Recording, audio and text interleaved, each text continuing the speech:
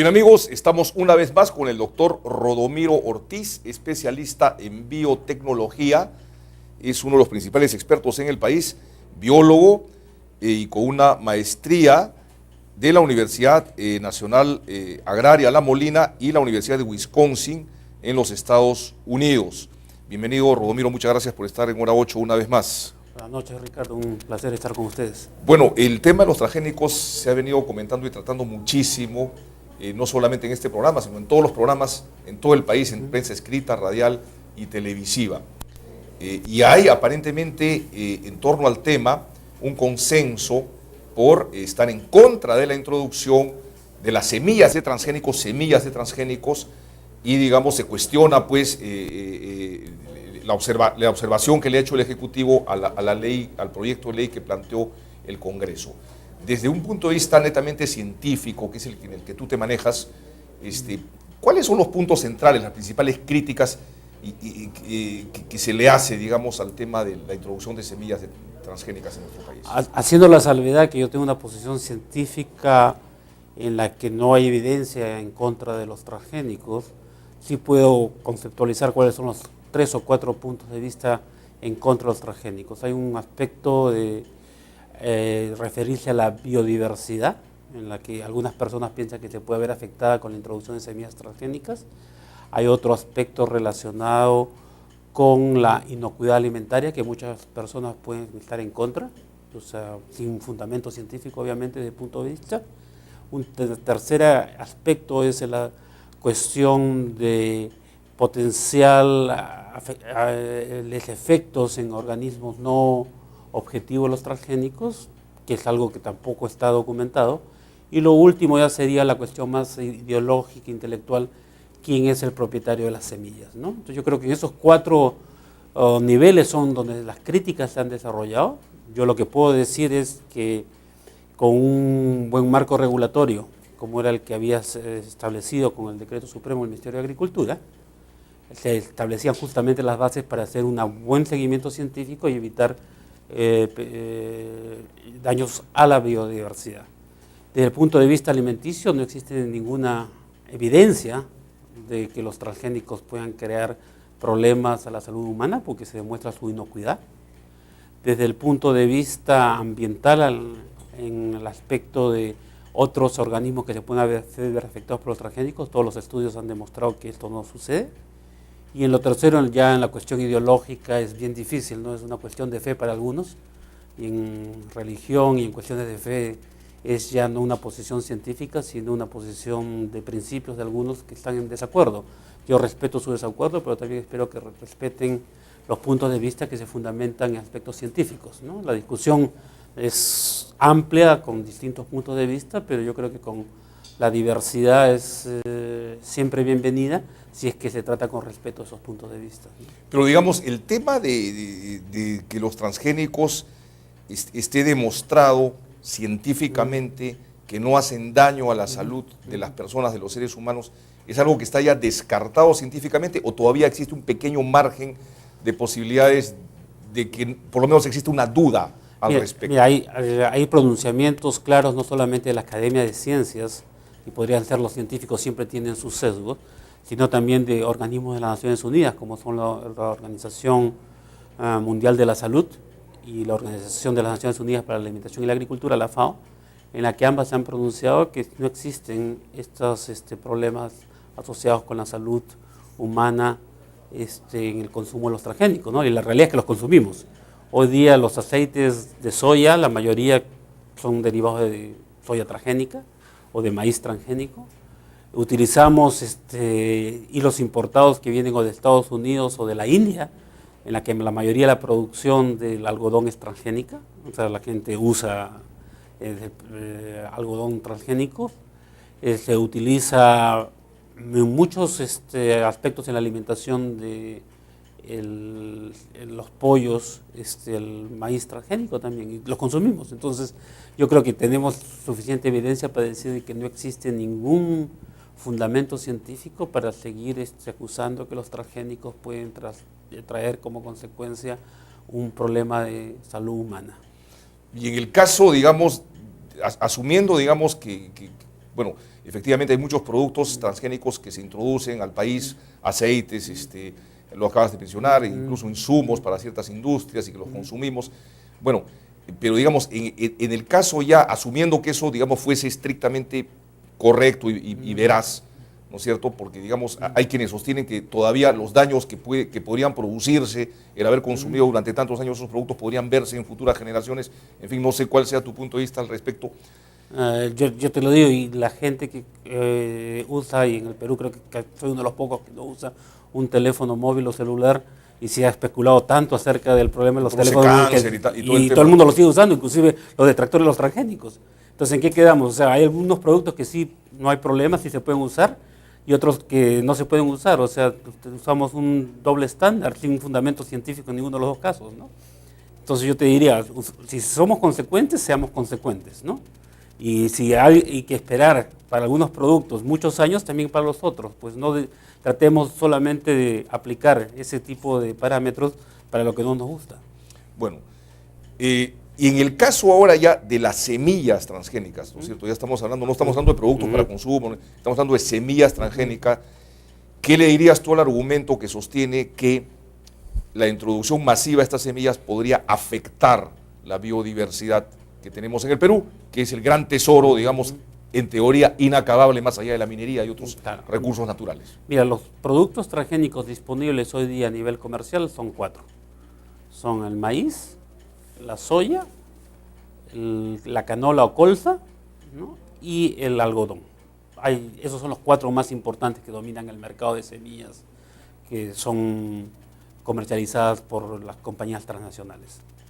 La colza no es un producto del Perú, o sea, es una especie una oleaginosa que no se consume mucho en el Perú porque tampoco se produce en el Perú. Entonces descartemos esa. El caso de algodón está más restringido a algunas aplicaciones en algunas áreas en las que podría tener algún éxito, ¿no? Hay algodón peruano, obviamente, y ahí habría que ver cómo lo ha hecho México. México también es centro de diversidad de algodón y tiene sembradas varios miles de hectáreas de algodón transgénico porque es más rentable y competitivo para el agricultor usar algodón transgénico. Habría que aprender esa experiencia. Y tenemos el caso de la soya, que es importante como cultivo, pero tampoco se siembra mucho en el Perú. El Perú tampoco es centro de diversidad, la soya es un cultivo. ¿Pero qué pasa si empiezan a introducir, digamos, la siembra masiva de soya en las áreas de la Amazonía colindantes con la carretera transoceánica? Entonces aquí vemos, ese es otro problema, es un problema de política de Estado. Ya. O sea, no le echemos la culpa a los transgénicos de lo que puede ser como resultado de la introducción de, hoy día puede ser soya, en el pasado fue la palma aceitera, y puede haber una serie de alternativas de producción agrícola que pueden afectar el medio ambiente, pero no como producto de que es la tecnología en sí, sino es la falta de una política de Estado que determina que en algunas áreas no se puede sembrar, ¿no? Entonces, no es la tecnología la mala, sino es la carencia de una política de que preserve esos ambientes. De acuerdo. Pero, digamos, con eso, no sé si estás asumiendo, pero estás infiriendo que, digamos, no sería conveniente, por decirte, la introducción masiva de sembríos de soya transgénica en nuestra Amazonía en los próximos años. Si fuese una política de Estado, digamos, sí afectaría de alguna manera.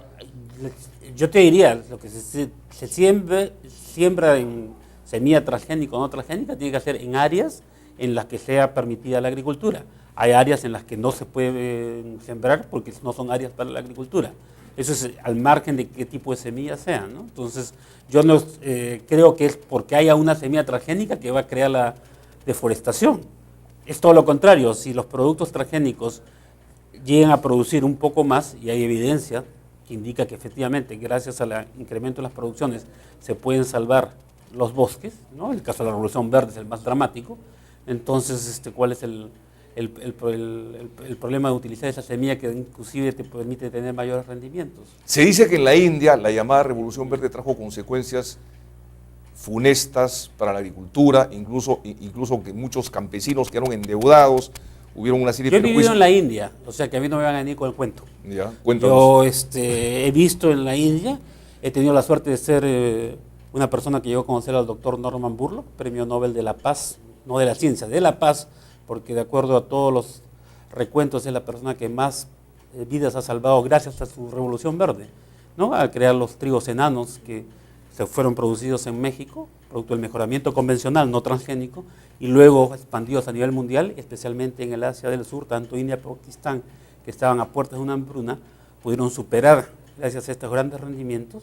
Y obviamente, o sea, como toda tecnología, o sea, se van viendo problemas y se van resolviendo. O sea, hoy día India le sigue rindiendo tributos a Norman Borlaug al margen de los partidos políticos. Nadie lo critica a Norman Borlaug, porque ellos cuando hacen la historia, el recuento de la India, ¿no? Se dan cuenta que en los 60, si no hubiera habido esa intervención, el futuro de la India no sería tan promisorio como es el actual.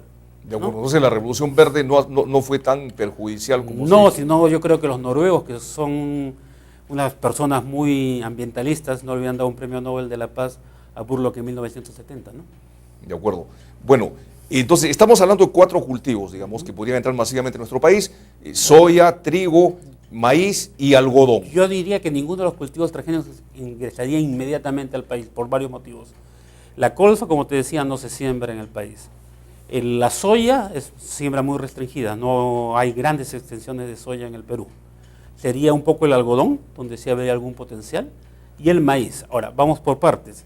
Trigo no, yo mencioné trigo, trigo no. Trigo no, las pruebas de trigo transgénico recién han comenzado en Australia y en México, ¿no? Y están aún en el proceso de desarrollarse comercialmente, todavía están en la etapa de investigación. De los 2 cultivos que te mencionaba, maíz y algodón transgénico, tenemos que tener en cuenta que el maíz tiene que ser en maíces adaptados al Perú y tiene que hacerse los trabajos de investigación para establecer cuáles son esos maíces que se van a transformar genéticamente a través de la ingeniería genética para que lleguen estos transgenes a los campos de los agricultores. Para desarrollar todo este proceso tiene que haber una fase de desarrollo del producto, que es el resultado de la investigación. Al mismo tiempo, si vemos el reglamento aprobado, aún en vigencia, que está aprobado la ley de moratoria, esa da justamente un tiempo prudencial, ¿no?, que tiene que pasarse por la fase regulatoria, de hacerse todas las investigaciones necesarias para garantizar que estos productos son inocuos a la salud y al ambiente. Entonces yo creo que es un proceso que demora su tiempo y no va aprobándose como se aprobó el reglamento, que está vigente porque aún no está derogado al no promulgarse la ley de la moratoria, da el tiempo suficiente como para que se adecúen a través de los marcos regulatorios las siembras de estos cultivos en las áreas pertinentes. Yo pongo como ejemplo, si nos damos cuenta, el maíz híbrido hoy día se siembra en la costa del Perú y un poco en la selva. En la sierra, que es el gran centro de biodiversidad de maíz, y yo hice mi tesis en la clasificación de los maíces de la sierra del Perú, que tampoco me van a contar cuentos, es una área en la que no entran las compañías de semillas con híbridos, ¿no? Los híbridos, que sería el mercado potencial para los transgénicos, se sitúan principalmente en la costa, donde el agricultor sí está dispuesto a invertir, ¿no?, en semilla y otros insumos para garantizar altos rendimientos. Y eso implica, en parte, porque en la costa se pueden tener rendimientos que pueden llegar fácilmente hasta las 10 toneladas, ¿no?, con un promedio de 5 o 6 toneladas en promedio, mientras que en la sierra el promedio, las cosechas de maíz llegan a la tonelada y media. Entonces es ahí donde se concentra la producción de maíz híbrido, que sería el potencial mercado de semillas transgénicas de maíz, que no va a llegar a la sierra porque no hay maíz que se adapte a la sierra en el que habría interés de desarrollar lo transgénico desde el punto de vista comercial. Quizás en el futuro, desde el punto de vista público, sería algo interesante a replantearlo y hacerlo con todas las medidas propias de la bioseguridad. De acuerdo, Rodomiro. Yo te comprometo, porque Reinaldo Trinidad, director de Agronoticias, y el ingeniero Edwin Chávez Prado me han dicho que estarían dispuestos a participar en una especie de mesa de debate o panel contigo, hacer un programa exclusivamente los 48 minutos de programación que tenemos sobre transgénicos.